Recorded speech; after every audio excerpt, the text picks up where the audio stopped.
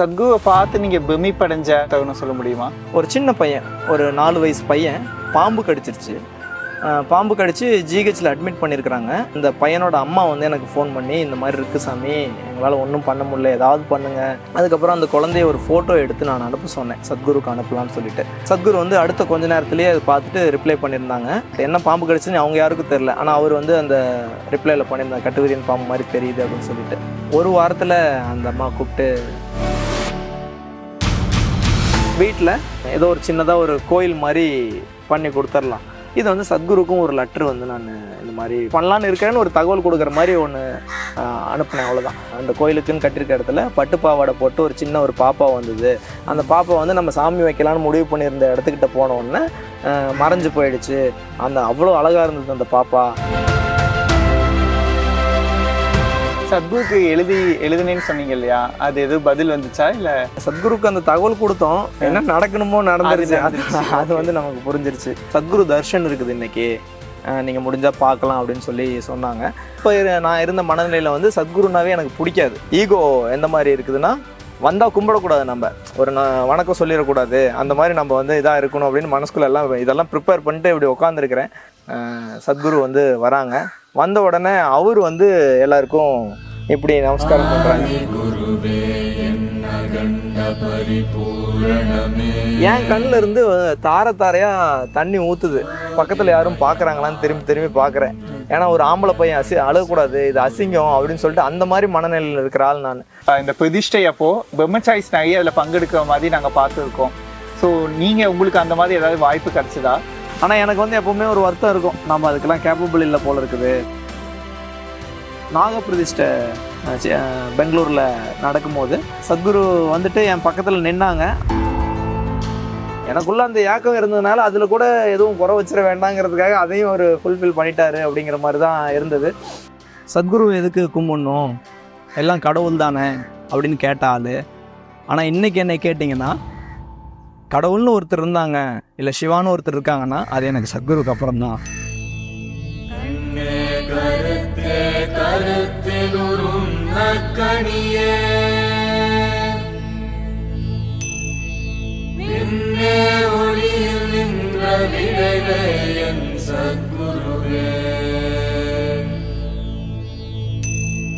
வணக்கம், humans of Isha சேனலுக்கு உங்களை வரவேற்கிறோம். இந்த தொடர் மூலமாக சத்குரு ஒரு ஆன்மீக குருங்கிறதை தாண்டி ஒரு சக மனிதராக நம்ம தமிழ் மக்களோட எப்படி வாழ்ந்துட்டுருக்காங்க அப்படிங்கிறத பதிவு பண்ணுறதா இந்த தொடரோட நோக்கம். மேலும் சத்குரு இந்த சமூகத்தில் எந்த மாதிரியான மனிதர்களை உருவாக்கியிருக்காங்க, எப்படி ஒரு தீவிரமான அன்பான மனிதர்களை உருவாக்கியிருக்காங்க அப்படிங்கிறதையும் நம்ம தெரிஞ்சுக்க போகிறோம். இன்றைக்கி இந்த பாட்காஸ்ட்டில் நம்ம சந்திக்க இருக்கிறது சுவாமி சிதகாஷா. சுவாமி ஈஷா யோகா சென்டரில் 2010 ஒரு ஃபுல் டைம் வாலண்டியராக இருக்கிறாங்க. இந்த மலைவாழ் மக்களுக்கு சுவாமி ஒரு பாதுகாவலர் அப்படின்னு சொல்லலாம். கடந்த பல வருடமாக சுவாமி இந்த மலைவாழ் மக்களோட பயணிச்சிட்டு இருக்காங்க. பல நிகழ்ச்சியான தருணங்களை சுவாமி நம்ம கிட்ட பகிர்ந்துக்கிறதுக்கு இருக்காங்க. சத்குரு இந்த மலைவாழ் மக்களை எப்படி நேசிக்கிறாங்க, மேலும் இந்த மலைவாழ் மக்கள் சத்குரு எப்படி பார்க்குறாங்க அப்படிங்கிறத சுவாமி மூலமாக நம்ம தெரிஞ்சுக்கலாம். நமஸ்காரம் சுவாமி. நமஸ்காரம் சுவாமி, உங்களோட சொந்த ஃபேமிலி பேக்ரவுண்ட் அதை பற்றிலாம் கொஞ்சம் சொல்ல முடியுமா? ஓகே, நான் வந்து சேலம் பக்கத்தில் வெள்ளாளகுண்டம் அப்படின்ற ஒரு கிராமத்தில் இருந்தேன். நான் வந்து என்னோட 14 வயசு வரைக்கும் அங்கே இருந்தேன். அதுக்கப்புறம் ஒரு வருஷம் கேட்ரிங் படிச்சுட்டு வெளியில் வேலைக்கு வந்துட்டேன். அப்போலேருந்து நான் வந்து கோயம்புத்தூர், சென்னை இந்த ஏரியாவில் தான் இருந்தேன். அம்மா, அப்பா, தம்பி எல்லாருமே அங்கே இருக்கிறாங்க. பாட்டி அவங்க எல்லாம் இப்போ அங்கே இருக்கிறாங்க வெள்ளாளகுண்டத்தில். நான் வந்து அங்கே வெள்ளாளகுண்டம்ங்கிற கிராமத்தில் கவர்மெண்ட் ஸ்கூல் இருக்குது. அதில் வந்து 10th வரைக்கும் தமிழ் மீடியம் ஸ்கூலில் படித்தேன். அதுக்கப்புறம் ஒரு வருஷம் கேட்ரிங் டெக்னாலஜி கிராஃப்ட் கோர்ஸ்ன்னு சொல்லுவாங்க, அந்த மாதிரி சர்டிஃபிகேட் கோர்ஸ் இருந்தது. அதில் வந்து கேட்ரிங் படிச்சுட்டு அதுக்கப்புறம் நான் ஒரு 6.5 வருஷம் இந்த ஹோட்டல் ஃபீல்டில் வந்து ஒர்க் பண்ணியிருக்கிறேன். சாமி, நீங்கள் சத்குரு முதல்ல எப்போ பார்த்தீங்க? அப்படி பார்க்கும்போது உங்களுக்குள்ளே எப்படி இருந்தது? நான் வந்து 2009 அந்த டைமில் வந்துட்டு இங்கே ஆசிரம் வந்து தியானலிங்கம், தீர்த்தக்குண்டம் மட்டும் இருந்தது. அந்த டைமில் அப்பப்போ நான் இங்கே கோயம்புத்தூரில் தான் ஒர்க் பண்ணிகிட்டு இருந்தேன். அப்படிங்கிறதுனால அப்பப்போ நான் இங்கே வந்துட்டு போகிறதுக்கு ஒரு வாய்ப்பு கிடச்சிது. அதனால் விசிட் பண்ணிகிட்ருப்பேன். அந்த மாதிரி ஒரு தடவை வரும்போது அங்கே தியானலிங்கத்தில் இருந்த வாலண்டியர்ஸ்லாம் கொஞ்சம் பேர், சத்குரு தர்ஷன் இருக்குது இன்றைக்கி, நீங்கள் முடிஞ்சால் பார்க்கலாம் அப்படின்னு சொல்லி சொன்னாங்க. எனக்கு வந்து என்னென்னா அந்த மாதிரி ஒரு சூழ்நிலையில் அப்போ நான் இருந்த மனநிலையில் வந்து சத்குருனாவே எனக்கு பிடிக்காது. ஏன்னா வந்து என்ன கான்செப்ட்னா எல்லா இடத்துலையும் ஒரு சில இடங்கள்ல இவரோட ஃபோட்டோ இருக்கும், ஷாப்பில் இவரோட ஃபோட்டோ சேல்ஸுக்கு இருக்கும். அதெல்லாம் பார்க்கும்போது ஒரு மனுஷனுக்கு எதுக்கு இவ்வளோ முக்கியத்துவம் கொடுக்குறாங்க? இப்போ கோயில் இருக்குது, கடவுள் இருக்குது, அதுதானே எல்லாம் பெருசு. ஒரு மனுஷனை எதுக்கு இவ்வளோ முக்கியத்துவம் கொடுக்குறாங்க அப்படின்றது ஒரு இது இருக்கும். இருந்தாலும் அவங்க சத்குரு தரிசனம் இருக்குது, பார்க்க முடியும்னு சொன்னதுன்னா சரி என்னதான் சொல்கிறாருன்னு போய் பார்ப்போமே அப்படின்னு சொல்லி அந்த மாதிரி ஒரு மனநிலையில தான் வந்து போய் அங்கே உட்காடுறேன். அந்த மாதிரி உட்காரும் போது இன்னொரு என்னென்னா எனக்குள்ள ஒரு ஈகோ எந்த மாதிரி இருக்குதுன்னா, வந்தால் கும்பிடக்கூடாது, நம்ம ஒரு வணக்கம் சொல்லிடக்கூடாது, அந்த மாதிரி நம்ம வந்து இதாக இருக்கணும் அப்படின்னு மனசுக்குள்ள எல்லாம் இதெல்லாம் ப்ரிப்பேர் பண்ணிட்டு இப்படி உட்காந்துருக்கிறேன். அந்த மாதிரி இருக்கும்போது சத்குரு வந்து வராங்க. வந்த உடனே அவர் வந்து எல்லாருக்கும் இப்படி நமஸ்காரம் பண்ணுறாங்க, தலை குனிஞ்சு நமஸ்காரம் பண்ணுறாங்க. அதுவே எனக்குள்ளே வந்து ஏதோ ஒன்று உடையிற மாதிரி ஆயிடுச்சு. என்னென்னா இந்த மாதிரி எனக்கு அந்த கோயில் பிடிச்சிருக்குது, அதனால தான் தியானலிங்கம் பிடிச்சிருக்கிறதுனால தான் நான் வாரத்தில் ஒரு தடவையோ இல்லை மாதத்தில் எப்போல்லாம் டைம் கிடைக்குதோ அந்த இடத்துக்கு வரணுன்னே நான் முடிவு பண்ணி ரெகுலராக வந்துக்கிட்டு இருக்கேன். அட்லீஸ்ட் இந்த மாதிரி மக்களுக்கு பிடிக்கிற மாதிரி ஒரு இடத்த உருவாக்கி இருக்கிறாரு. அவர் எந்த மாதிரி நிலையில் இருக்காருன்னு தெரியாது, ஆனால் இந்த மாதிரி ஒரு இடத்த உருவாக்கி இருக்கிறாருங்கும் போது அந்த அளவுக்கு ஒரு பெரிய ஆள் தான். அவர் வந்து கும்பிடும்போது நாம் வந்து இந்த மாதிரி கூடாதுன்னு சொல்லி நினச்சிருக்கிறோமேன்னு சொல்லி அதுவே எனக்கு ஒரு உறுத்தல் ஆயிடுச்சு அந்த நேரத்தில். அதுக்கப்புறம் அவர் வந்து உக்காந்துடுறாங்க. இப்போ இருக்கிற தர்ஷன் மாதிரி அது அப்போ வந்து 2 hours அந்த மாதிரிலாம் போகாது. கரெக்டாக 6:20க்கு வருவாங்க, 15 நிமிஷம் உட்காந்துருப்பாங்க, ஏதாவது சாண்டிங் போகும். அதுக்கப்புறம் 5 நிமிஷம் பிரம்மானந்த ஸ்வரூப சத்குருவே சாண்ட் பண்ணுவாங்க, கூட சேர்ந்து எல்லாரும் இருக்கிறவங்கெல்லாம் பண்ணுவாங்க, அப்புறம் எந்திரிச்சு போயிடுவாங்க. அந்த மாதிரி தான். அப்போ வந்து அவர் வந்து உட்காந்த உடனே முன்னாடி வந்து ரொம்ப கம்மியான மக்கள் தான் அந்த டைமில், ஒரு 50 பேர் அந்த மாதிரி தான் இருக்கும். அந்த மாதிரி இருக்கும்போது சத்குரு வந்துட்டு கை இப்படி வச்சுட்டு முன்னாடி இருக்கிற ஒரு சிலரை வந்து அவர் சும்மா ஒரு சில நிமிஷம் ஒரு சில க்ஷணங்கள் வந்து பார்க்குறாங்க. அந்த மாதிரி என்னைய வந்து என் கண்ணை பார்த்த மாதிரி இருந்துச்சு. அப்போ பார்த்துட்டு அடுத்த அவர் அப்படியே திரும்பிட்டாங்க. அப்புறம் கண் மூடி உட்காந்துட்டாங்க. என் கண்ணில் இருந்து தாரையாக தண்ணி ஊற்றுது. நான் வந்து எந்த மாதிரி இருந்த ஆள்னு அந்த டைமில் வெளியிலலாம் வந்து நம்ம வந்து ரொம்ப ஸ்ட்ராங்கான ஆள், எதுக்கும் கலங்கக்கூடாது, அந்த மாதிரிலாம் அவ்வளோ ஒரு ஈகோவாக இருக்கிற ஆள். அப்போ வந்து கண்ணில் தண்ணி வரோன்னா பக்கத்தில் யாரும் பார்க்குறாங்களான்னு திரும்பி பார்க்குறேன். ஏன்னா ஒரு ஆம்பளை பையன் அழகக்கூடாது, இது அசிங்கம் அப்படின்னு சொல்லிட்டு அந்த மாதிரி மனநிலையில் இருக்கிற ஆள் நான். அந்த மாதிரி இருக்கும்போது பார்த்துட்டு யாரும் பார்க்கல அப்படின்னு சொல்லிட்டு வேகமாக தொடச்சிக்கிறேன். என்ன பண்ணாலும் கண்ணில் தண்ணி வந்துக்கிட்டே இருக்குது. அவர் அந்த தர்ஷன் முடிச்சு 20 நிமிஷம் இருக்கிறாங்க, முடிச்சு போற வரைக்கும் கண்ணில் தண்ணி வந்துகிட்டே இருக்கு. அந்த கேள்வி வரலையா சாமி? இல்ல, மனசுக்குள்ள வந்து இது ஓடிட்டு இருக்குது. என்ன ஆகுது, எதுக்கு நான் அலறேன்? ஆனா கண்டிப்பா எனக்கு இது ஏதோ ஒரு வருத்தத்திலயோ வேதனையிலயோ அழலைங்கிறது எனக்கு புரியுது. ஆனாலும் அந்த அழுகைங்கிறது அதுக்கு முன்னாடி வரைக்குமே அந்த மாதிரி காரணத்துல தானே எனக்கெல்லாம் வந்திருக்குது. அதனால வந்து ஏதோ ஒன்று ரொம்ப கஷ்டத்துலயோ இல்லை ஏதோ பிரச்சனையிலையோ தான் அந்த மாதிரிலாம் ஆயிருக்கு. அதனால இதை பத்தி எனக்கு எதனால வருதுன்னு தெரியல. அந்த நினப்பில் தான் நான் வந்து இது வரக்கூடாதுன்னு சொல்லி இது பண்ணுறேன். ஆனால் அந்த சத்குரு போனதுக்கப்புறம் வந்து பார்க்கும்போது அது வரைக்கும் என்னுடைய வாழ்க்கையில் அந்த மாதிரி நான் இருந்ததில்லை. அந்த மாதிரி ஏதோ ஒன்று எனக்குள்ளே இருக்குது. அதுக்கப்புறம் நான் ஒரு 2.5 hour ஆச்சு நான் இருந்த ஒர்க் பண்ண இடத்துக்கு, அந்த மற்ற இடத்துக்கு போய் சேர்றதுக்கு. அது வரைக்குமே எனக்கு யாரு கூடயும் பேசணும்னு தோணலை. அந்தளவுக்கு ஏதோ ஒரு அமைதி எனக்குள்ளே நிலவுனது. அது வந்து எனக்கு ரொம்ப பெருசாக தொற்றுச்சு. ஆனாலும் அவரை சத்குரு வந்து நான் ஏற்றுக்கல. அது ஏதோ அங்கே தியானலிங்கத்தினால அங்கே கோயில் ஏதோ நடந்துருச்சு அப்படிதானே தவிர அவர் நான் முழுமையாக நான் ஏற்றுக்கல. ஓகே சாமி, உங்களுக்கு அந்த மாதிரி ஒரு அனுபவம் ஏற்பட்டுச்சு. அதுக்கப்புறம் எப்படி நீங்கள் ஈஷாவோட தொடர்பு படுத்திக்கிட்டீங்க? நான் வந்து இந்த மாதிரி ஏதோ ஒன்று ஆழமாக அமைதியாக எனக்குள்ளே உணர்ந்ததுக்கப்புறம் நான் தியானலிங்கத்தை கிராஸ் பண்ணி போகும்போது, அந்த புளிய மரத்துக்கும் தியானலிங்கத்துக்கும் நடுவில் இருக்கிற அந்த இடத்துல கிராஸ் பண்ணி போகும்போது எனக்கு இங்கே இருக்கணும் அப்படின்ற ஒரு எண்ணம் வந்து ரொம்ப இருக்குது. நான் அது வந்து மனசில் நினச்சிக்கிட்டு நான் இங்கே இருக்கணும் அப்படின்னு சொல்லி தியானலிங்கத்திட்ட சொல்கிற விதமாக நான் மனசில் நினச்சிக்கிட்டு நான் கிராஸ் பண்ணி போயிட்டேன். அதுக்கப்புறம் அடுத்த வாரத்திலேயே வந்து ஊர்லேருந்து ரிலேட்டிவ்ஸ் வந்திருந்தாங்க. அவங்களும் இந்த இடத்த பார்க்கணும்னு சொன்னப்போ அவங்கள கூட்டு வந்தப்போ அப்பவும் தர்ஷன் இருந்தது. அன்னைக்கு போய் உட்காந்தப்பவும் அதே மாதிரி கண்ணில் தண்ணி வருது. எனக்கு என்னன்னு புரியல. அன்னைக்கும் அதே மாதிரி ஏதோ ஒரு அமைதி இருக்குது. எனக்கு இது என்னன்னு புரியல, ஆனால் நல்லா இருக்குதுங்கிறது தெரியுது. இது வழக்கமாக இருக்கிற மாதிரி இல்லாமல் இது ரொம்ப நல்லா இருக்குதுங்கிறது புரிஞ்சுது. ரெண்டாவது தடவையும் நீங்கள் அது சத்குருவால அப்படி நீங்கள் பார்க்கல? அப்படி பார்க்கல. அப்பவுமே வந்து அது வந்து தியானலிங்கம்னு இல்லை, வேற ஏதோ ஒன்று பண்ணுது அப்படின்றத நினச்சிக்கிட்டேனே தவிர சத்குரு வந்து இது அவரு ஒன்றும் பண்ணலை அப்படிங்கிறதுல இருக்குது. அவரை நான் முழுசாக வந்து ஏற்றுக்கிட்டேன் அப்படின்னு சொல்ல முடியாது. அதுக்கப்புறமா அப்போ வர்றப்போ தான் நான் வந்து அங்கே இருக்கிற வாலண்டியர்ஸ் ஒயிட் அண்ட் ஒயிட் போட்டுட்டு தியானலிங்கக்கு வாலண்டியரிங் பண்ணுற வாலண்டியர்ஸ் இருப்பாங்க கைட் பண்ணுறதுக்கு. அவங்கக்கிட்ட வந்து நான் உங்களை மாதிரி வரணும் அப்படின்னா என்ன பண்ணணும் அப்படின்னு சொல்லி கேட்டேன். அப்போ தான் அவங்க சொன்னாங்க 7 நாள் வகுப்பு இருக்குது, இந்த வகுப்பு முடிச்சிட்டிங்கன்னா அதுக்கப்புறம் வாலண்டியரிங் வரலாம், நீங்கள் 3 நாள் 1 வாரம் இந்த மாதிரி இருந்துட்டு போகலாம், இல்லை நான் இங்கேயே இருக்கணும்னா என்ன பண்ணணும்னு கேட்குறேன் அப்படின்னு சொன்னேன். அதுக்குமே அந்த 7 நாள் வகுப்பு முதல்ல முடிச்சிங்கன்னா அதுக்கப்புறம் தான் வரும். அது வரைக்கும் உங்களுக்கு அந்த 7 நாள் வகுப்பு பற்றி எதுவுமே தெரியாது எனக்கு.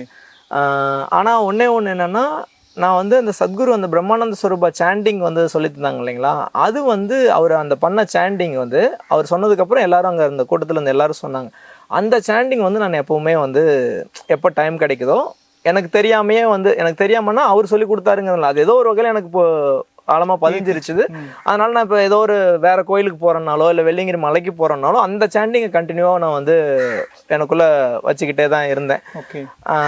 அது வந்து எனக்கு அதுக்கப்புறம் நாட்களில் எனக்கு புரிஞ்சுது, சத்குரு வந்து நீங்கள் என்னை ஏற்றுக்கலைனாலும் திறந்த நிலையில் இருந்தீங்கன்னா உங்களுக்கு தெரியாத வகையில் கூட நான் உங்களுக்குள்ளே செயல்படுவேன்னு சொல்லியிருக்கிறாங்க. அது எனக்கு அதுக்கப்புறம் புரிஞ்சுது என்னன்ட்டு. அப்புறம் இந்த 7 நாள் கிளாஸு பற்றி சொல்கிறாங்க. அந்த 7 நாள் கிளாஸு பண்ணணும் அப்படின்றத முடிவு பண்ணுறேன். அப்போ வந்துட்டு நான் ஒர்க் பண்ணுற இடத்துல எனக்கு சீனியர் வந்து கரெக்டாக இங்கே ஆஷ்ரமில் ஒர்க் பண்ணுற ரெஸ்டாரண்ட்டில் ஒர்க் பண்ணுற அண்ணா கூட ஃப்ரெண்டு. அதனால் அவர்கிட்ட பேசி நான் ஆஷ்ரமுக்கு போகணுன்னா எனக்கு வேலை இங்கே வாங்கி கொடுங்கன்னு சொன்னேன்னா அவர் பேசிட்டாங்க. அதுக்கு முன்னாடி கிளாஸ் பண்ணிவிட்டு போனால் நல்லா இருக்குங்கிறதுனால எனக்கு என்னென்னா இங்கேயே வந்து இருக்கணும்னு ஆசை. ஆனால் வந்து இப்போ வீட்டை சமாளிக்கிறதுக்கு நான் எடுத்தோன்னு ஃபுல் டைம் வாலண்டியராக வந்துட முடியாது. அதனால் முதல்ல வேலைக்கு போய் அந்த இடத்துல இருப்போம், பயிற்சியெல்லாம் பண்ணலாம். அதுக்கப்புறம் நம்ம வந்து அடுத்து என்னென்னு பார்க்கலான்றதுக்காக முதல்ல வேலைக்கு கேட்டுட்டோம். அப்போ வேலைக்கு ஜாயின் பண்ணுறதுக்கு முன்னாடி நான் கிளாஸ் எங்கே இருக்குதுன்னு பார்த்துட்டு கோயம்புத்தூர் கணபதி சென்டரில் தான் வந்து கிளாஸு நடந்தது. அதுக்கு அப்ளை பண்ணி போனேன். அங்கே போனாலும் நடுவில் வந்து சத்குரு ஃபோட்டோ வச்சுருக்கிறாங்க. அதுவும் வந்து என்னோடய மைண்டில் வந்து எதுக்கு இவர் ஃபோட்டோ வச்சுருக்கிறாங்க, வேணும்னா வந்து தியானலிங்க ஃபோட்டோ வைக்க வேண்டியது தானே அப்படின்ற அந்த மாதிரி கேள்விகள்லாம் இருக்குது. ஆனால் அங்கேயுமே வந்து இனிஷியேஷன் டே அன்னைக்கு எனக்கு என்னன்னு தெரியல, ஏதோ ஒன்று நான் வழக்கமாக இருக்கிற மாதிரி இல்லாமல் ஏதோ ஒன்று நடக்குது. அது என்னன்னு என்னால் புரிஞ்சிக்க முடியல. கண்ணில் தண்ணி வருது, வேறு ஏதோ நடக்கிற மாதிரி இருக்குது. அது என்னன்றது என்னால் புரிஞ்சிக்க முடியல. எனக்கு வந்து ஏதோ ஒன்று என்னை தாண்டி நடக்குதுன்னு புரிஞ்சாலுமே என்னோடய மனப்பூர்வமாக நான் வந்து இது வந்து சத்குரு பண்ணுறாங்க அவர் தான் அப்படின்றது என்னால் ஏற்றுக்க முடியல அந்த நேரத்தில் கூட. அதுக்கப்புறம் கிளாஸ் முடித்து ஒரு 14 நாளில் வந்து நான் ஆசிரமத்துக்கு வந்துட்டேன், இங்கே வேலைக்கு வந்துட்டேன். கிளாஸ் உங்களுக்கு எந்த மாதிரி தாக்கம் ஏற்படுத்துச்சு? எனக்கு கிளாஸ் தாக்கம் ஏற்படுத்தினதுங்கிறத விட எனக்கு வந்து முதல்ல இங்கே வரணுங்கிறது முடிவாயிடுச்சு. அதுக்கு என்னென்னலாம் சொல்கிறாங்களோ அதெல்லாம் பண்ணிடுவோம் அப்படிங்கிறது தான் இருந்ததே தவிர நான் அது கிளாஸ்னால எனக்கு இதாகிடுச்சு. ஆனால் கட்டாயமாக அந்த இனிஷியேஷன் அன்னைக்கு வந்து என்னை அறியாமல் ஏதோ ஒன்று நடக்குது. கண்ணில் தண்ணி வருது, நான் ஏதோ ஒரு விதமாக கண்ண மூடி உட்காந்துருக்கேன். அதே மாதிரி ஒரு 1/2 மணி நேரம் அந்த மாதிரி உட்காரணும் அப்படின்னா கீழே அவ்வளோ நேரம் உட்காந்து பழக்கம் இல்லைனால அந்த கால்லாம் வலி இருக்குது. அந்த வலியிலையும் வந்து நம்ம உட்காந்துக்கணுங்கிற அந்த ஒரு இது இருக்குது. ஏதோ நம்மளை தாண்டி நம்ம வழக்கமாக இருக்கிறத விட நம்மளை ஏதோ ஒன்று கொஞ்சம் புஷ் பண்ணியிருக்கிறோங்கிறது புரிஞ்சிக்க முடிஞ்சுது. மற்றபடி ஆன்மீகமாக எனக்கு எதுவும் தெரியல. ஆனால் ஏதோ ஒன்று என்னை தாண்டி நடந்ததை கட்டாயமாக உணர முடிஞ்சுது. அதுக்கப்புறம் இங்கே வந்துட்டேன். வந்து அதுக்கப்புறம் ஒரு 3 மாதம் வரைக்கும் இந்த பயிற்சி கண்டினியூ பண்ணிக்கலான்னு சொல்லிட்டு பண்ணிவிட்டு அதுக்கப்புறம் அடுத்தடுத்த ப்ரோக்ராம் பண்ணலான்னு சொல்லி 3 மாதத்துக்கு அப்புறம் பிஎஸ்பி அந்த மாதிரி ஒவ்வொரு ப்ரோக்ராமாக சமீபமாக தவிர மற்ற எல்லா ப்ரோக்ராமும் அந்த வருஷத்துலேயே 2010 மே மாதம் இங்கே வந்தேன். அந்த வருஷ கடைசிக்குள்ளே அடுத்த எல்லா ப்ரோக்ராமும் பண்ணிட்டேன். சமீபமாக மட்டும் பண்ணல. அந்த எல்லா ப்ரோக்ராமும் பண்ணி முடித்தப்போ அப்போ ஒரு 200 பேர் முன்னாடி ஏதோ ஒரு இடத்துல எனக்கு ஷேர் பண்ண வேண்டிய ஒரு சூழ்நிலை வந்துச்சு. அப்போ வந்து நான் எனக்குள்ளே நடந்திருந்த மாற்றம் இதெல்லாம் வச்சு நான் ஷேர் பண்ணும் போது இந்த விஷயத்த நான் சொன்னேன். நான் வந்து முதல்ல இங்கே வரும்போது சத்குரு எதுக்கு கும்பிடணும், எல்லாம் கடவுள் தானே அப்படின்னு கேட்டால், ஆனால் இன்றைக்கி என்னை கேட்டிங்கன்னா கடவுள்னு ஒருத்தர் இருந்தாங்க இல்லை சிவான்னு ஒருத்தர் இருக்காங்கன்னா அது எனக்கு சத்குருக்கு அப்புறம் தான் அப்படின்னு சொல்லிட்டு நான் ஷேர் பண்ணேன். இது வந்து ஏதோ சும்மா ஏதோ இதில் வந்ததில்லை. ஏன்னா நான் பேசுகிறப்பே உங்களுக்கு புரிஞ்சிருக்கும் எந்த அளவுக்கு எனக்குள்ளே ரெசிஸ்டன்ஸ் இருந்தது அவரை ஏற்றுக்கிறதுக்குன்னு சொல்லி. அந்த மாதிரி இருந்த நான் வந்து இப்படி பார்க்கணும் அப்படின்னா என்னோடய உள்நிலையிலையும் உணர்வுபூர்வமாகவும் என்னோடய ஆன்மீக வளர்ச்சியிலையும் அந்த அளவுக்கு மாற்றம் நடந்திருந்தது. அதனால தான் வந்து நான் அந்த மாதிரி ஷேர் பண்ணேன். இது ஏதோ எனக்கு வந்து சொல்லி கொடுத்தோ இல்லை வந்து இந்த மாதிரி பேசணுங்கிறதோ அந்த மாதிரி இல்லை. இது என்னோடய உணர்வில் வந்து வந்த விஷயம். அதுக்கப்புறம் 2010 வந்து நான் வருஷம் முடிவில் வந்து நான் வந்து இந்த மாதிரி ஃபுல் டைம் வாலண்டியராக போகணும் டீச்சர் ட்ரைனிங் அப்ளை பண்ணலான்னு இருக்கிறேன் யோகா டீச்சருக்கு. ஏன்னா யோகா கிளாஸ் எடுத்தப்போ அவங்க தான் நம்ம கண்ணு முன்னாடி பார்த்தோங்கிறதுனால நம்மளும் அந்த மாதிரி ஒரு வாய்ப்பாக இருக்கணுங்கிறதுக்காக யோகா கிளாஸ் பண்ணுறேன்னு சொல்லியிருந்தேன். ஏதாவது ஒரு குறிப்பிட்ட தருணம் இருக்கா சாமி, நீங்கள் சத்குருவை எப்போ குருவாக ஏற்றுக்கிட்டீங்க அந்த மாதிரி? சொல்லணும்னா பிஎஸ்பி முடிக்கும் போதே வந்து எனக்கு நிறைய விஷயம் வந்து இதாச்சு. என்னென்னா நான் அந்த டைமில் பிஎஸ்பி போகிறதுக்கு முன்னாடி வந்து ஏதோ ஒரு இடத்துல வந்து நான் படிச்சிருக்கேன். கிருஷ்ணா வந்து அந்த கோட்டு ஏதோ சின்னதாக ஏதோ ஒரு பேப்பர்லையோ இல்லை அந்த ஸ்லிப் மட்டும் என் கைக்கு கிடச்சிதோ அந்த மாதிரி. நான் பெருசாக புக் எல்லாமே எதுவும் படித்ததில்லை, ஆனால் அந்த பர்டிகுலர் பேப்பர் மட்டும் என் கையில் கிடச்சிது. என்னென்னா கிருஷ்ணா சொன்னதாக இருக்கும், எல்லா இடத்துலையுமே நான் இருக்கேன், அந்த விஸ்வரூப தரிசனம் பற்றி எல்லா இடத்துலையும் நான் இருக்கிறேன், நான் தான் நீயும் நான் தான் அப்படிங்கிற மாதிரி சொல்கிற மாதிரி ஏதோ ஒரு கண்டென்ட் வந்து அந்த நேரத்தில் படித்தேன்.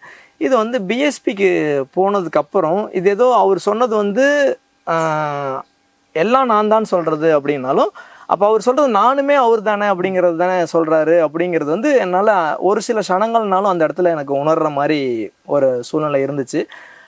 அதை வச்சு தான் வந்து இந்த மாதிரி ஒரு நிலையை உணர்த்தி இருக்கிறாரு நமக்கு அப்படிங்கிறதுனால அப்பையிலேருந்து பிஎஸ்பியிலேருந்து வந்து அது புரிய ஆரம்பிச்சிது. அது மென்டலாக இருந்தாலும் முழுமையாக ஏற்றுக்கிறதுக்கு எனக்கு இன்னும் உணர்வுபூர்வமாக கொஞ்சம் புரிஞ்சாலும் அதை வந்து மனநிலையில் ஏற்றுக்கிறதுக்கு இன்னும் கொஞ்சம் டைம் எடுத்துக்கிச்சு எனக்கு. ஏன்னா அந்த ஒரு சில கேள்விகள்லாம் வரும்ல, இவர் ஏன் இப்படி போகிறாங்க, காரில் போகிறாங்க, அது பண்ணுறாங்க இது பண்ணுறாங்க, இந்த மாதிரி நமக்கெல்லாம் கதை சொல்லியிருக்கிறாங்க. அதே மாதிரி ஏதோ மீடியாவில் ஏதோ ஒன்று சொல்கிறாங்க, அவங்க இப்படி இருக்காங்க இவங்க இப்படி இருக்காங்க, அந்த இதெல்லாம் வந்து என்னை கொஞ்சம் டிலே ஆகிடுச்சு என்ன புரிஞ்சுக்கிறதுக்கு. ஆனால் பிஎஸ்பியிலேருந்தே அவர் வந்து என்னை அவர் முழுசாக வந்து அவர் தான் குருன்னு. அதுக்கப்புறம் ஒரு குறிப்பிட்ட காலத்தில் வந்து அந்த எல்லா ப்ரோக்ராம் முடித்து பயிற்சியெலாம் ரெகுலராக பண்ணிகிட்டு இருக்கும்போது அதுக்கு முன்னாடி வரைக்கும் அவர் என்ன பண்ணுறாங்க, அவர் காரில் போகிறாங்க, இந்த கேள்வியெல்லாம் இருந்தது. அதை வச்சு நான் முடிவெடுத்துக்கிட்டு இருந்த ஆள். அவர் என்ன பண்ணாலும் சரி, இப்போ ஒரு உதாரணத்துக்கு வந்து எனக்கு என்கிட்ட கேட்டவங்களுக்கெல்லாம் கூட நான் அது ஷேர் பண்ண ஆரம்பித்தேன். அந்த நேரங்களில் அவர் சரியாக இருக்காரா என்னன்னு தெரியல அப்படி இப்படிலாம் பேசினப்ப, ஒரு பொருள் வாங்குறீங்க, அந்த பொருள் நல்லா இருக்குதா, பொருளை உபயோகப்படுத்த போகிறீங்க, பொருளை விற்கிறவங்க எப்படி இருக்காங்கிறது உங்களுக்கு தேவையில்லை. அந்த மாதிரி அவர் என்ன கொடுக்குறாரோ அது வேலை செய்யுது. அவர் எப்படி இருக்காங்க பற்றி கேள்வியோ ஆராய்ச்சியோ நமக்கு தேவையில்லை அப்படின்னு நான் மற்றவங்க கூடமே பகிர்ந்து ஆரம்பித்தேன். எனக்குள்ளேயும் அதை நான் ஃபிக்ஸ் பண்ணிக்கிட்டேன். Okay sir. அதுக்கப்புறம் நீங்கள் ட்ரைனிங் எடுத்தீங்க? நான் வந்து ட்ரைனிங் அட்டன் பண்ணலான்னு சொல்லிட்டு நான் வீட்டில் இந்த மாதிரி நான் ஃபுல் டைம் வாலண்டியராக போகலான் இருக்கேன், யோகா டீச்சருக்கு அப்ளை பண்ணலான் இருக்கிறேன்னு சொல்லி வீட்டில் சொன்னேன். உங்கள் வீட்டில் எப்படியே ஏற்றுக்கிட்டாங்க இப்படி நீங்கள் ஆசிரமில் ஃபுல் டைமாக போவேன்னு சொன்னதை? ஆக்சுவலாக ஏற்றுக்கிட்டாங்கன்னு சொல்ல முடியாது. முதல்ல நான் இந்த மாதிரி சொல்லும் போது அவங்க எல்லோரும் கிளம்பி வந்து அதில் ஃபோன் கான்வர்சேஷன் நிறையா இருந்தது. இல்லை போகக்கூடாது, இங்கே தான் இருக்கணும், நம்ம கூட தான் இருக்கணும், இந்த மாதிரி நிறைய டிஸ்கஷன் எல்லாமே இருந்தது. அதுக்கப்புறம் வந்துட்டு கொஞ்சம் பொறுத்து பார்த்தாங்க, ஒன்றும் நடக்கலன்னு ஒரு டாடா சும்மா எடுத்துகிட்டு வண்டியில் என்னை கூப்பிட்டு போயிட்டாங்க. சொல்லப்போனால் தூக்கிட்டு போனாங்கன்னு கூட சொல்லிக்கலாம். அந்த மாதிரி ஒரு சம்பவம் நடந்தது. ஆனால் என்னென்னா அவங்களுக்கு கூட்டிகிட்டு போகும்போதே நான் வண்டியில் பேசும்போது என்ன சொன்னேன்னா, நீங்கள் அங்கே கூப்பிட்டு போய் மட்டும் என்ன செய்ய முடியும், என்ன செய்ய போகிறீங்க, என்ன தேவை இருக்குது அப்படின்னு எல்லாமே பேசிக்கிட்டே தான் போனேன். அப்புறம் அங்கே போனதுக்கப்புறமும் வந்துட்டு நம்ம அவங்க கூட பேசுனதை வச்சு எனக்கு இந்த மாதிரி இருக்கணும்னு இருக்குது, அதில் நம்ம பெஸ்ட்டாக வந்து வளர்ந்து போகணும்னு எனக்கு ஆசை இருக்குது அப்படின்லாம் ஷேர் பண்ணேன். அதனால் வந்து அவங்க என்ன சொல்கிறதுன்னு தெரியல. அப்போதைக்கு இருந்த சுச்சுவேஷனுக்கு அவங்க ஒரு ரெக்வஸ்ட் மட்டும் வச்சாங்க. தம்பிங்க 2 பேருமே படிச்சுட்டு இருக்காங்க, இன்னும் கொஞ்சம் நாளைக்கு எக்கனாமிக்கலாக வந்து சப்போர்ட் இருந்ததுனாக்கா நமக்கு அதை மேனேஜ் பண்ணிக்க முடியும் அப்படின்னு சொல்லிட்டு, அப்போ வந்து சரி நான் திரும்ப அங்கேயே வேலைக்கு போகிறேன், இன்னும் கொஞ்சம் நாள் கழித்து நான் போகிறேன் அப்படின்னு சொன்னேன். இல்லை நீ வேலைக்கு போ, ஆனால் அங்கேயே இருக்க வேண்டாம் அப்படின்னு சொல்லி திரும்ப அலோவ் பண்ணிட்டாங்க. அந்த மாதிரி திரும்ப அங்கே போன உடனே நான் அங்கே ஒரு சத்குரு ஃபோட்டோ இருந்தது, அது முன்னாடி போயிட்டு நின்று எனக்கு இந்த மாதிரி ஃபுல் டைம் வரணும்னு ஒரு ஆர்வம். நான் வந்து இந்த மாதிரி வரணும்னு சொன்னப்போ வீட்டில் அவங்களுக்கெல்லாம் ஏற்றுக்க முடியல. ஆனால் எனக்கு எப்படி வரணும், எப்போ வரணும், யாரை பார்க்கணும், இதுக்காக எந்த விஷயமும் எனக்கு தெரியல, நீங்கள் தான் பார்த்துக்கணும் அப்படின்னு சொல்லிட்டு நான் என் மனசில் நினச்சிட்டேன் சத்குரு ஃபோட்டோ முன்னாடி நின்று. அதுக்கப்புறம் நம்ம அதை பற்றி எதுவும் கண்டுக்கலை. நம்ம வந்து ரெகுலராக வேலை பண்ண ஆரம்பித்தோம். நமக்கு சாதனை ஒரு பக்கம், பயிற்சி எல்லாமே ஒரு பக்கம் போக ஆரம்பிச்சிது. அதுக்கப்புறம் நான் ஒர்க் பண்ண ஆரம்பித்தேன். ஒரு குறிப்பிட்ட காலம் பயிற்சியெல்லாம் பண்ணிகிட்ருக்குறோம், ஆக்டிவிட்டியும் பண்ணுறோம். அப்போ வந்து நம்ம இதுதான் சரியான நேரம் அப்படின்னு சொல்லி எனக்கு தோணுது. அப்போ நான் வீட்டுக்கு போகிறேன். எதனால் அவங்க வந்து வீட்டில் இருக்கிறவங்களால நம்ம இங்கே இருக்கிறத ஏற்றுக்க முடியல அப்படின்னு சொல்லி முதல்ல பார்த்துட்டு அவங்கள காம்ப்ரமைஸ் பண்ணிவிட்டு அதுக்கப்புறம் நம்ம வாலண்டியர் வந்துடலாம் அப்படின்னு சொல்கிறதுக்காக போனேன். பொதுவாக என்னென்னா அவங்களுக்கு ஒரு கஷ்டம் இருக்குது. அவங்க வீட்டில் பிறந்த ஒரு பையனோ பேரனோ வந்து இந்த மாதிரி போகிறதுல அவங்களுக்கு ஒரு கஷ்டம் இருக்குது. அதே நேரத்தில் சுற்றி இருக்கிறவங்க என்ன பேசுகிறாங்கிறது ரொம்ப முக்கியமான ஒரு காரணமாகவும் இருந்தது. அது வந்து பெரிய காரணம் வந்து சுற்றி இருக்கவங்க பேசுகிறது தான். இவங்களுக்கு கூட நம்ம பையன் ஏதோ ஒரு வகையில் நல்லா இருந்தால் போதுங்கிறது எல்லாருக்குமே, எல்லா பேரண்ட்டுக்குமே இருக்குது. ஆனால் சுற்றி இருக்கவங்க எப்படி பேசுவாங்க, அது நம்ம சொசைட்டியில் எப்படி ஹேண்டில் பண்ண போகிறாங்கிறது தான் பெரிய பாதிப்பாக இருக்கிறதுங்கிறத கவனிக்க முடியுது என்னால். அப்போ வந்து நான் அங்கே ஊரில் போயிட்டு ஊரில் இருக்கும்போது மக்கள் கூட நடந்துக்கிற விதம், அதுக்கப்புறம் அவங்கள நம்ம இங்கே கூட்டிகிட்டு வந்துட்டு போகிறது, இதெல்லாம் பார்க்கும்போது என்னென்னா அந்த ஊர் மக்கள் வீட்டில் இருக்கிறவங்க கிட்ட இந்த மாதிரி ஒரு பையன் உங்களுக்கு பிறக்கிறதுக்கு நீங்கள் கொடுத்து வச்சுருக்கணும், இந்த மாதிரி ஒரு பையன் வந்து இந்த மாதிரி ஒரு இடத்துல போய் இருக்கிறதுக்கு உங்கள் குடும்பம் கொடுத்து வச்சுருக்கணும்னு சொல்லி நிறைய பேர் வந்து அந்த மாதிரி பேச ஆரம்பிச்சோன்னா அவங்களுக்குள்ளே இருந்த அந்த ரெசிஸ்டன்ஸ் வந்து உடைய ஆரம்பிச்சிருச்சு. அந்த அதுக்கப்புறம் வந்து அவங்க வந்து என்னை விட்டு இருக்கணுமேங்கிற அந்த ஒரு சின்ன வருத்தம் மட்டும்தான் இருந்ததே தவிர சூழ்நிலையில அவங்களுக்கு வந்து சப்போர்ட் ஆயிடுச்சு, சொசைட்டில வந்து ஏத்துக்கிற மாதிரி ஆயிடுச்சு.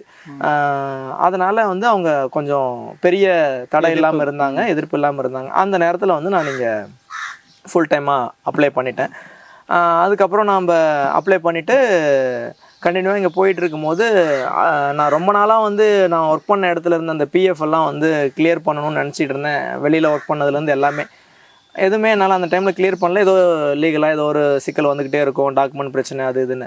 கரெக்டாக வந்து நான் ஃபுல் டைம் அப்ளை பண்ணதுக்கப்புறம் அந்த பணம் எல்லாம் வந்துடுச்சு. நாமளே வந்துட்டு ஒன்றும் வேணான்னு வந்திருக்கோம், இப்போ எல்லாம் வந்திருக்கேன்னு சொல்லிட்டு அந்த ஒரு 60,000 சம்திங் வந்துருந்தது. அப்போ வந்து என்ன பண்ணுறதுன்னு சொல்லிட்டு எனக்கு யோசனை. சரி, வீட்டில் ஏதோ ஒரு சின்னதாக ஒரு கோயில் மாதிரி பண்ணி கொடுத்துர்லாம்.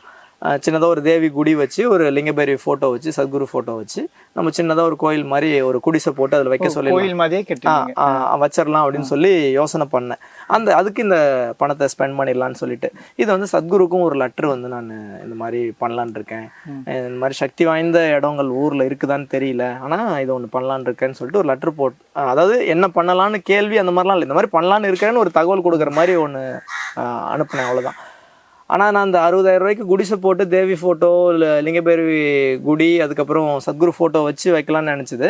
ஊரில் இருக்கவங்கெல்லாம் நம்ம ஆல்ரெடி பழக்கமானவங்களாம் ஆயிட்டாங்க இல்லையா, அவங்கெல்லாம் சொல்லி கட்டுறோம் பெருசாக கட்டலான்னு சொல்லிட்டு கொஞ்சம் கொஞ்சமாக இது பண்ணி அது ஒரு காங்கிரீட்டு கட்டடமாகவே கட்டிட்டாங்க. ஓகே.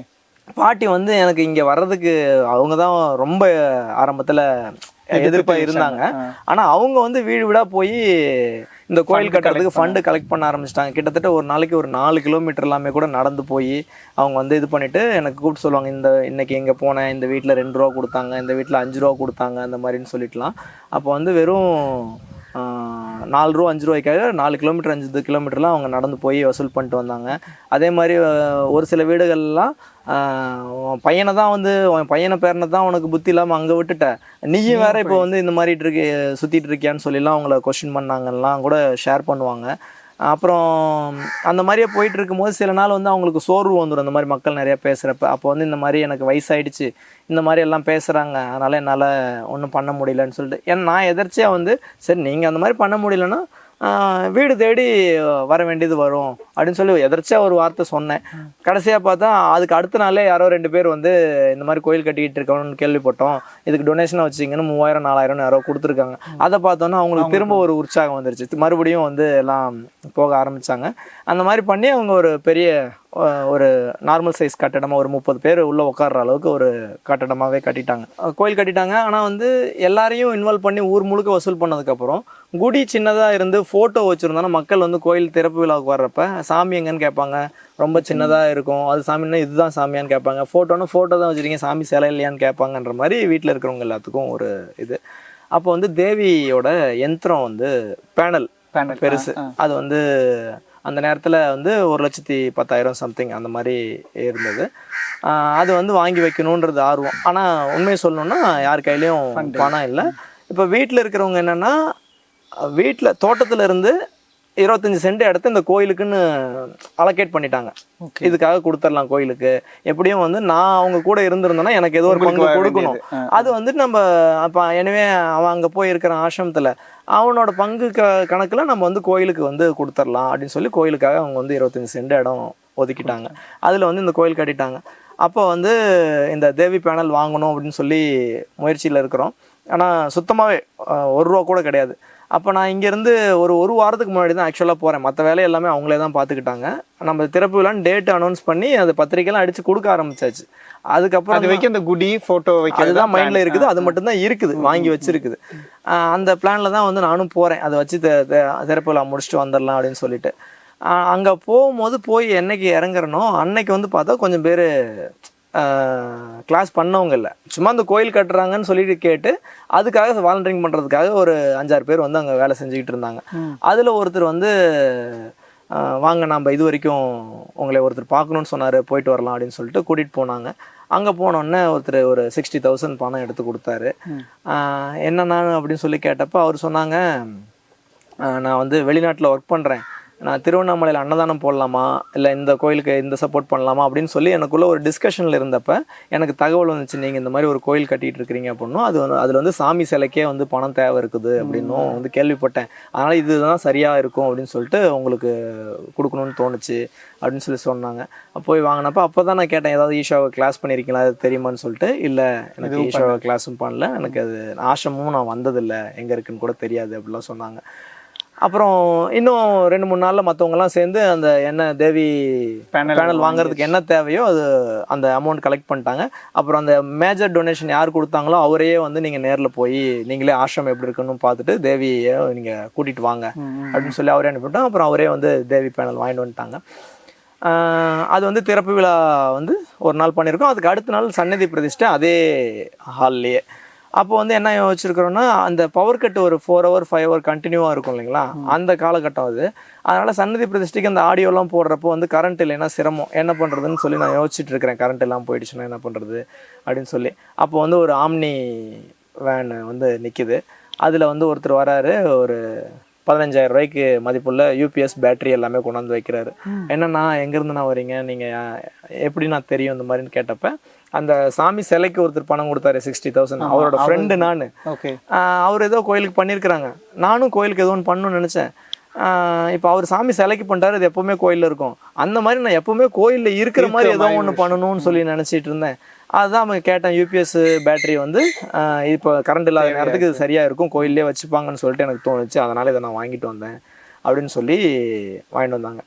அது வரைக்கும் நான் ஏதோ ஒன்று இந்த மாதிரி ஒரு கோயில் கட்டலாம், எல்லாருக்கும் சப்போர்ட்டிவாக இருக்கும்னு சொன்னதுனால சப்போர்ட் பண்ணிட்டு இருந்த வீட்டில் இருந்த எல்லாரும் இந்த சாமிக்கு உண்மையிலே ஏதோ சக்தி இருக்குது அப்படின்றது உணர ஆரம்பிச்சு மற்றவங்க கூட ஷேர் பண்ணிக்க ஆரம்பிக்கிறாங்க. அவங்க இந்த சாமிக்கு உண்மையிலே சக்தி இருக்குது அப்படின்னு சொல்லிட்டு வீட்டில் இருக்கவங்களாம் அப்புறம் தான் நிறைய கதை சொல்கிறாங்க. அம்மா என்ன சொல்கிறாங்க, எனக்கு வந்து கனவு வந்துச்சு, நம்ம புதுசாக கட்டியிருக்கிற அந்த கோயிலுக்குன்னு கட்டியிருக்க இடத்துல பட்டுப்பாவாடை போட்டு ஒரு சின்ன ஒரு பாப்பா வந்தது, அந்த பாப்பா வந்து நம்ம சாமி வைக்கலான்னு முடிவு பண்ணியிருந்த இடத்துக்கிட்ட போன உடனே மறைஞ்சு போயிடுச்சு, அந்த அவ்வளோ அழகாக இருந்தது அந்த பாப்பா அப்படின்னு சொல்லி கனவு வந்ததுன்னு சொல்கிறாங்க. அந்த மாதிரி நிறையா அந்த மாதிரி எல்லாம் சொல்ல ஆரம்பித்தாங்க. அதுக்கப்புறம் தான் கிளாஸ் பண்ண ஆரம்பித்தாங்க. வீட்டில் இருக்க எல்லாருமே கிளாஸ் பண்ணாங்க, வாலண்டியரிங் பண்ண ஆரம்பித்தாங்க. இந்த மாதிரி நிறைய விஷயங்கள் வந்து நடந்தது. சத்குருக்கு எழுதுனேன்னு சொன்னீங்க இல்லையா, அது எதுவும் பதில் வந்துச்சா இல்லை இன்ஃபார்ம் பண்ணீங்க? இல்லை, சத்குருக்கு அந்த தகவல் கொடுத்தோம், என்ன நடக்கணுமோ நடந்துருச்சு. அது வந்து நமக்கு புரிஞ்சிருச்சு, என்ன நடக்கணுமோ நடந்துருச்சு, அதுக்கு பதில் வரல, ஆனால் செயலாக நடந்துருச்சு. எந்த மொமெண்ட்ல நீங்க பிரம்மச்சரியம் எடுக்கணும்னு உங்களுக்கு தோணுச்சு? நான் வந்து என்ன நான் கவனிச்ச வரைக்கும் நம்ம இந்த மாதிரி பாதையில் போனால் தான் நமக்கு சரியாக இருக்குங்கிறது எனக்கு ஆரம்பத்துலேருந்தே ஒரு உணர்வு இருந்தது. அதே நேரத்தில் இங்கே இருக்கிற பிரம்மச்சாரிஸ் எல்லாம் பார்க்கும்போதும் அவங்க வந்து தனக்குன்னு எதுவும் யோசிக்காமல் இந்த மாதிரி செயல்களுக்கு அவங்கள ஈடுபடுத்திக்கிறாங்க. ஏன்னா இங்கே ஆசிரமத்திலே தானே நான் 2 வருஷம் வேலையும் செஞ்சேன். அதுக்கப்புறம் 2012 தான் நான் ஃபுல் டைம் வாலண்டியர் அப்ளை பண்ணேன். அதெல்லாம் பார்க்கும்போது வந்து இவங்க தன்னையே வந்து இன்னொருத்தர் நன்மைக்காகவும் ஆன்மீக வளர்ச்சிக்காகவும் அவங்க இது பண்ணிக்கிறாங்க, நம்மளும் அந்த மாதிரி ஒரு இதாக இருக்கணும்னு சொல்லி எனக்கு ஒரு உந்துதல் இருந்துச்சு. ஆனால் வந்து எனக்கு உண்மையை சொல்லணுன்னா நான் அப்போ அப்ளை பண்ணல, எனக்கு தெரியாது. அதாவது பிரம்மச்சரியம் அப்ளை பண்ணணும் எல்லா கிளாஸும் முடிச்சிருக்கணும் அப்படிங்கிற மாதிரி நினச்சிட்டு நான் சமீபம் முடிக்கலைங்கிறதுக்காக வெயிட் பண்ணேன். அப்புறமா தான் எனக்கு செய்தி வந்தது, அது அப்படிலாம் இல்லை, நீங்கள் எப்போ வேணாலும் அப்ளை பண்ணிக்கலாம், ஆனால் அதுக்கு நிறையா ப்ராசஸ் இருக்குது, அதெல்லாம் முடிஞ்சதுக்கப்புறம் தான் இதாக இருக்குன்னு சொல்லிட்டு. எனக்கு முன்னாடி செட்டு என் பேச்சஸ் எல்லாம் வந்து பிரம்மச்சாரி இனிஷியேஷன் ஆனதுக்கு அப்புறம் தான் எனக்கு கொஞ்சம் இதாகிடுச்சு, நம்மளும் அப்ளை பண்ணியிருந்தா நம்மளும் உள்ளே போயிருக்கலாமே அப்படின்ற மாதிரி ஒரு இது வந்து தான் அதுக்கப்புறம் தான் அப்ளை பண்ணேன். அதுக்கப்புறம் ஒரு 2 வருஷம் கழித்து திரும்ப இனிஷியேஷன் நடந்துச்சு. 2015 நான் வந்து சத்குரு எனக்கு வந்து பிரம்மச்சரி இனிஷியேட் பண்ணாங்க. இந்த தீட்சை நடந்த அந்த அந்த தருணம் உங்களுக்கு எப்படி இருந்துச்சு? இது என்ன சொல்கிறது,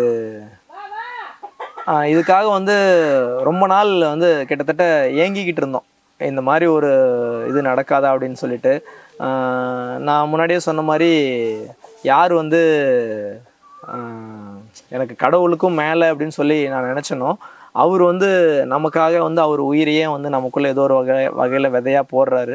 அதுவும் எங்கள் பிரம்மச்சாரி இனிஷியேஷன் எங்கள் பேட்ச் முடிச்சதுக்கப்புறம் அவருடைய அது எக்ஸாக்டாக எனக்கு அவர் என்ன சொன்னார்னு இல்லை, ஆனால் அதனுடைய மீனிங் என்னென்னா, இந்த 26 பேர் வந்து இனிஷியேட் பண்ணியிருக்கிறோம். அவங்க வந்து என்னோடய உயிரிழைகளால் கட்டப்பட்டிருக்கிறாங்க. அவங்களோட வளர்ச்சிக்கும் ஞானத்துக்கும் என்னோடய உயிரை அவங்க பருகுவாங்கன்னு சொல்லிட்டு நான் விருப்பப்படுறேன் அப்படின்னு சொல்லிட்டு அவர் சொல்லியிருந்தாங்க. சத்குரு சொல்லியிருந்தாங்க ஒரு தர்ஷனில், எங்கள் பர்டிகுலராக எங்கள் பேட்ச் இனிஷியேஷனில். அதெல்லாம் கேட்கும்போது வந்து நம்மளோட வளர்ச்சிக்காக அவரை உயிரையே வந்து நமக்கு கொடுத்துருக்குறாருங்கும் போது இதை விட பெரிய பாக்கியம் என்ன இருக்க முடியுங்கிறது வந்து தோணுச்சு. மற்றபடி உணர்வுபூர்வமாக சொல்லணும்னா அது எனக்கு வார்த்தைகளில் எப்படி வெளிப்படுத்துறதுன்னு தெரியல. அதை உங்களுக்கு பிரம்மச்சைஸ் மீட்லாம் நடக்கும்னு கேள்விப்பட்டிருக்கோம்.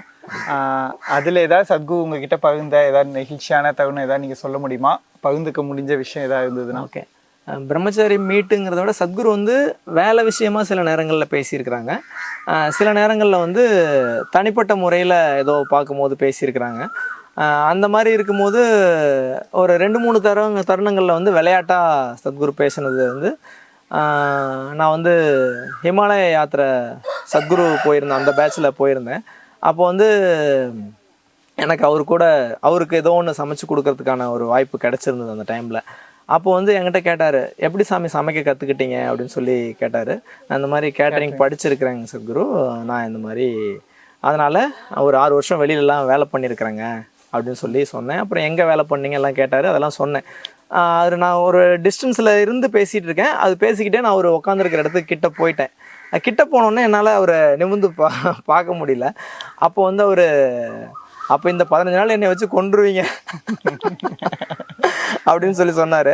அப்போ 15 நாள் நல்லா பண்ணிடுவீங்கன்னு கேட்குறான்னு நினச்சி நான் ஆமாங்க சத்குரு அப்படின்னு சொல்லிட்டேன். அவர் உடனே மறுபடியும் என்ன சாமி கொன்னிருவீங்களா அப்படின்னு சொல்லி கேட்குறாரு. அதுவும் நான் மறுபடியும் என்ன சாமி பண்ணிடுவீங்களான்னு கேட்குறான்னு நினச்சிட்டு மறுபடியும் ஆமாங்க அப்படின்னு சொல்லிட்டேன். அப்புறம் எல்லாரும் ரொம்ப சிரித்து இங்கிலீஷில் தமிழில் பேசினார். பக்கத்தில் இருக்கவங்களுக்கு தெரியாதவங்களுக்குலாம் வந்து அதை டிரான்ஸ்லேட் பண்ணி வேற அவர் வந்து சிரிச்சுக்கிட்டு இருந்தாங்க. அப்புறம் நீங்கள் நல்லா பண்ணுவீங்களான்னு கேட்குறீங்கன்னு நினச்சி நான் ஆமான்னு சொல்லிட்டாங்க சத்குருன்னு. தமாஸ் சாமி அப்படின்னு சொல்லி அவர் சொன்னாங்க. அதுக்கப்புறம் இந்த கோவிட் டைமில் வந்து சத்குரு கூட விளையாடுறதுக்கான வாய்ப்பு கிடச்சிது. நான் வந்து ஏதோ ஒரு இடத்துல ஓரமாக நின்றுருப்பேன். ஏன்னா எனக்கு அந்த ஃப்ரிஸ்பி வந்து விளையாட தெரியாது. நான் அதனால் ஓரமாக தான் நின்று பார்த்துட்ருப்பேன். ஓரமாக நின்று பார்த்துருக்கும்போது ஒரு 2-3 தடவை எனக்கு வீசினார். அப்புறம் நான் திருப்பி வீசும்போது சரியாக போகாது, அந்த மாதிரிலாம் இருந்துச்சு. அப்புறம் ஒரு 2-3 நாள் விளையாடும் போது என்னென்னா ஒரு போட்டி மாதிரி வச்சுட்டாங்க. சத்குரு அந்த சைடு, சத்குரு ஒரு டீம், இங்கே ஆப்போசிட்டில் நாங்கள்லாம் ஒரு டீம், அந்த மாதிரி வந்து ஃபிக்ஸ் பண்ணி யார் மிஸ் பண்ணாமல் பிடிக்கிறாங்க பாயிண்ட், அந்த மாதிரி ஒரு இது. அந்த மாதிரி டைமில் அவர் விளையாடும் போது வீசுவாங்க. வந்து எனக்கு சரியாக பிடிக்க தெரியாது, கீழே விட்டே இருப்பேன், பாயிண்ட் போயிட்டே இருக்கும். அப்போ வந்து நம்ம டீமில் இருக்கிறவங்கெல்லாம் என்ன பண்ணுவாங்க, ஒரு 3 செட்டு விளையாடுறோன்னா ஒரு செட்டு விளையாடணுன்னு அடுத்த செட்டுக்கு என்னை சாமி நீங்கள் உட்காந்துக்குங்க அப்படின்னு வேறு ஆள் போடுறதுக்கு இது பண்ணுவாங்க. உடனே சத்குரு வந்துட்டு, ஏப்பா எங்கள் சாமியை உட்கார வைக்கிறீங்க, வாங்க கூப்பிடுப்பா சாமியை முன்னாடி நிற்க வைங்க அப்படின்னு சொல்லுவாங்க. அவங்கெல்லாம் வந்து என்ன நினச்சிட்டாங்கன்னா சாமிக்கு போட்டு ஒரு பாயிண்ட் எடுத்துக்கிறதுக்காக வந்து அப்படி சொல்கிறாரு அப்படின்னு சொல்லிட்டு ஜென்ரலாக அந்த மாதிரி ஒப்பீனியன் எடுத்துக்கிட்டாங்க. ஆனால் உண்மையிலே அப்படி இல்லை. அவர் வந்து ஒரு 2 நாள் வந்து அந்த மாதிரி பண்ணாங்க. 3வது நாள்லேருந்து வந்து நான் வந்து பர்ஃபெக்டாக அந்த ஃப்ரிஸ்பி வீசுறதும் பிடிக்கிறதும் ஒன்றும் மிஸ் பண்ணாமல் இருந்தேன். அதாவது நான் பார்த்தது வந்து என்னென்னா, என்னை வந்துட்டு எந்த இடத்துல நான் வீக்காக இருக்கிறேனோ அதை வந்து நான் வீக் இல்லை, என்னால் அது பண்ண முடியுங்கிறது விளையாட்டில் கூட அவர் வந்து காமிச்சிருக்கிறாரு அப்படிங்கிறது தான், அப்படித்தான் நான் பார்த்தேன். ஒரு 2-3 நாளைக்கு அப்புறம் வந்து நான் எதுவும் மிஸ் பண்ணலை. அந்த விளையாட்டில் நான் ஓரமாக உட்கார வைக்கலாம் அப்படிங்கிறத மற்றவங்க நினைக்கிற அளவுக்கும் ஒரு இதாக இல்லை. அந்த மாதிரி தான் ஒரு எல்லா வகையிலையும் என்னை பார்த்துக்கிறாருன்னு நான் நினைக்கிறேன். சாமி, நாங்கள் பார்த்துருக்கோம் சத்குரு இந்த பிரதிஷ்டை அப்போது பிரம்மச்சாரிஸ் நிறைய அதில் பங்கெடுக்கிற மாதிரி நாங்கள் பார்த்துருக்கோம். ஸோ நீங்கள் உங்களுக்கு அந்த மாதிரி ஏதாவது வாய்ப்பு கிடச்சிதா? இதில் வந்து நான் இங்கே ஆசிரமம் வந்ததுக்கப்புறம் ஆதியோகி பிரதிஷ்டை நடந்தது, சூரியகுண்ட் பிரதிஷ்டை நடந்தது, அதுக்கப்புறம் நாகா கான்சக்ரேஷன், அதுக்கப்புறம் யோகீஸ்வரலிங்க எல்லாமே அங்கே கான்சக்ரேஷன், அப்புறம் இங்கே யோகீஸ்வரலிங்க கான்சக்ரேஷன், இந்த மாதிரி எல்லாமே நடந்தது. இதில் நான் பிரம்மச்சாரியம் எடுத்ததுக்கப்புறம் வந்து எனக்குமே வந்து ஒரு ஆசை இருக்கும். அங்கே பிரம்மச்சாரிஸ் எல்லாம் வந்து இன்வால்வ் ஆகிருக்கிறத பார்க்கும்போது எனக்குமே ஒரு ஆசை இருக்கும், நம்மளுமே அதில் கலந்துக்கலாம்னா எனவே அங்கே தான் இருப்போம், அந்த ப்ராசஸில் ஒரு பார்ட்டாக இருக்கணும் அப்படின்றது ஆசை இருக்கும். ஆனால் எனக்கு வந்து எப்போவுமே ஒரு வருத்தம் இருக்கும், நம்ம அதுக்கெல்லாம் கேப்பபிள் இல்லை போல் இருக்குது, ரொம்ப அதுக்கு ஏதோ ஒரு எலிஜிபிள் இருக்கணும் போல் இருக்குது, அது எந்த நிலையை பார்த்து அது தேர்வு செய்கிறாங்கன்னு தெரியல, நம்ம ஒரு வேளை இன்னும் அந்த அளவுக்கு வரல போல் இருக்குங்கிற மாதிரி எனக்குள்ளே ஒரு சின்ன ஒரு வருத்தம் இருந்தது. அதே மாதிரி அவர் நமக்கு அந்த வாய்ப்பெல்லாம் கொடுப்பாரான்னு தெரியல அப்படிங்கிற மாதிரிலாம் ஒரு எண்ணம் இருந்துச்சு. இது என் மனசுக்குள்ளே இது ஒரு ஆழமாக இருந்த விஷயம். அந்த மாதிரி நேரத்தில் நாகப்பிரதிஷ்டை பெங்களூரில் நடக்கும்போது நாங்கள் வந்து ஒரு பாட்டை ஆரத்திக்காக போயிருந்தோம். அந்த பிரதிஷ்டையில் வந்து அதுவும் ஒரு பாட்டு தான். ஆனால் என்னென்னா ஒரு 10 பேர் 12 பேர் சேர்ந்து ஆரத்தி பண்ணணும். அதில் வந்து நம்ம அங்கேருந்து ஆரத்தி மட்டும் பண்ணிட்டு வந்துடணும். அந்த மாதிரி ஒரு ஆக்டிவிட்டிக்காக போயிருந்தேன். அது அவர் எனக்குள்ளே இந்த மாதிரி ஒரு விஷயம் இருக்குது, மனசில் இருக்குதுன்றதை அவர் பார்த்தாரா இல்லை எதனாலன்னு தெரியல. சத்குரு வந்துட்டு என் பக்கத்தில் நின்னாங்க. மழை பெஞ்சிக்கிட்டே இருந்ததுனால காலில் வந்து அந்த இதெல்லாம் பட்டு கொஞ்சம் தூசியாக இருந்தது. அதனால் அவர் தண்ணி வேணும் அப்படின்னு சொல்லி கேட்டாங்கன்னா சைன் லாங்குவேஜில் சொன்னாங்க. அப்புறம் நான் போய் தண்ணி எடுத்து வந்ததுக்கப்புறம் வந்து அவர் காலை நீட்டினாங்க. அவர் காலுக்கே வந்து நான் தண்ணி ஊற்றுற மாதிரி அவர் காலை நீட்டினாங்க. அப்புறம் நான் ஆஃபர் பண்ணதுக்கப்புறம் அவர் என் தலையில் தொட்டு ஆசீர்வாதம் பண்ணாங்க. அப்போ எனக்கு புரிஞ்சுது, இது வந்து அவர் இந்த கால்குலேஷன்லாம் எதுவும் இல்லை, இதுக்கு இந்த ப்ராசஸ்க்கு எதுவும் ஒன்றும் வரைமுறையெல்லாம் இல்லை, யாரோ 2 பேர் வேணும், அவங்கள வச்சு பண்ணுறோம், அது யாராவது இருக்கிறவங்கள பார்த்து பண்ணிக்கிறாங்கன்னு சொல்லிட்டு. அதே மாதிரி எனக்குள்ளே அவர் காலை தொட மாட்டோமா அப்படின்லாம் இருந்த ஏக்கத்தையும் அவர் வந்து அதில் வந்து அவர் பூர்த்தி செஞ்சுட்டாங்க. அதுக்கப்புறமும் நாம் வந்து இனிமே ஒரு வாரத்தில் வந்து ஆரத்தி தானே பண்ணிட்டு போகிறோம் அப்படின்னு இருந்தப்போ அந்த ப்ராசஸ் நடந்துகிட்டு இருக்கும்போது இடையில என்னை கூப்பிட்டு நாகாவுக்கு அந்த கண்ணில் வந்து மை வைக்கிறதுக்காக, அந்த கருப்பு கலரில் இருக்கிறதுக்காக அந்த பேஸ்ட்டை வந்து என் கையில் கொடுத்து அங்கே வைன்னு சொல்லி சொன்னாங்க. அதுக்கப்புறம் அந்த சூத்ரா எல்லாமே கட்டும்போது வந்து சுற்றி எடுத்து கொடுத்தாங்க. அதை வந்து நம்ம சுற்றி கொண்டு வரும்போது அதுக்கப்புறம் அது என்ன பண்ணணும்னு நம்ம நின்று கேட்டப்போ கட்டுங்கன்னு சொல்லி சொன்னாங்க. அது முடிச்சு போட்டதும் நாமளே இது பண்ணோம். இப்போ வந்து இது என்ன நான் பார்க்க முடிஞ்சதுன்னா, இதில் வந்து ஒரு பிரம்மச்சாரிக்கு ஏதோ உயர்வாவோ இன்னொரு பிரம்மச்சாரிக்கு ஏதோ கம்மியாக கொடுக்குறாங்கிறது இல்லை. எனக்குள்ளே அந்த ஏக்கம் இருந்ததுனால அதில் கூட எதுவும் குறை வச்சிட வேண்டாங்கிறதுக்காக அதையும் ஒரு ஃபுல்ஃபில் பண்ணிட்டாரு அப்படிங்கிற மாதிரி தான் இருந்தது. இந்த மாதிரி உள்ளுக்குள்ளே ஆழமாக ஏதோ ஒன்று இருந்தால் கூட அது எப்படி அவர் புரிஞ்சுக்கிறாங்க அப்படின்னு சொல்லி பார்க்கும்போது நம்ம மனசில் இந்த மாதிரி விஷயம் கூட நம்ம வளர்ச்சிக்கு தடையாக இருக்கக்கூடாது அப்படிங்கிற மாதிரி பார்த்து ஒன்றும் ஒரு நமக்கு கொடுக்குற மாதிரி தான் எனக்கு தோணுது. நீங்கள் சத்குவோட நிறைய க்ளோஸாக மூமெண்ட்ஸ் ஷேர் பண்ணிப்பீங்க. அதில் சத்குவை பார்த்து நீங்கள் பிரமிப்படைஞ்ச அந்த மாதிரி ஏதாவது ஒரு தகவல் சொல்ல முடியுமா? ஜென்ரலாக வந்துட்டு நிறைய விஷயங்கள் வந்து சத்குரு பண்ணுறாங்க. அந்த மாதிரி இருக்கும்போது கூட நான் இப்போ இந்த பர்டிகுலராக இந்த rural and tribal welfare activity பார்த்துட்டு இருக்கிறதுனால ஒரு பையனுக்கு வந்து ஒரு சின்ன பையன், ஒரு 4 வயசு பையன் பாம்பு கடிச்சிருச்சு. பாம்பு கடிச்சு ஜிஹெச்சில் அட்மிட் பண்ணியிருக்கிறாங்க. எனக்கு வந்து அது கடித்த அந்த நேரத்தில் எனக்கு தெரியாது. 4 மணிக்கு, சாயங்காலம் 4 மணிக்கோ 5 மணிக்கோ கடிச்சிருக்கு, எனக்கு அப்போ தெரியல. அன்னைக்கு நைட்டு வந்து ஒரு 10 மணிக்கு அந்த பையனோட அம்மா வந்து எனக்கு ஃபோன் பண்ணி, இந்த மாதிரி இருக்குது சாமி, எங்களால் ஒன்றும் பண்ண முடியல, ஏதாவது பண்ணுங்கள், 2 பொண்ணுங்க, ஒரே ஒரு பையன்தான், நீங்கள் ஏதாவது பண்ணுங்க அப்படின்னு சொல்லி எனக்கு கூப்பிட்டு பேசினாங்க. நான் சரிங்கம்மா, நான் என்ன பண்ணுறதுன்னு பார்க்குறேன் அப்படின்னு சொல்லிட்டு நம்ம என்னென்னா அந்த டாக்டர் ஃபெசிலிட்டி என்ன பண்ணிக்கிறது, மெடிக்கலுக்கு என்ன சப்போர்ட் பண்ணுறது, அந்த மாதிரி விஷயங்களுக்கெல்லாம் கூப்பிட்டு உடனே பேசி அவங்க வந்து டயாலிசிஸ் பண்ணணும்னு சொல்கிறாங்க. அது அந்த குழந்தைக்கான கிட்டு கிடைக்கல.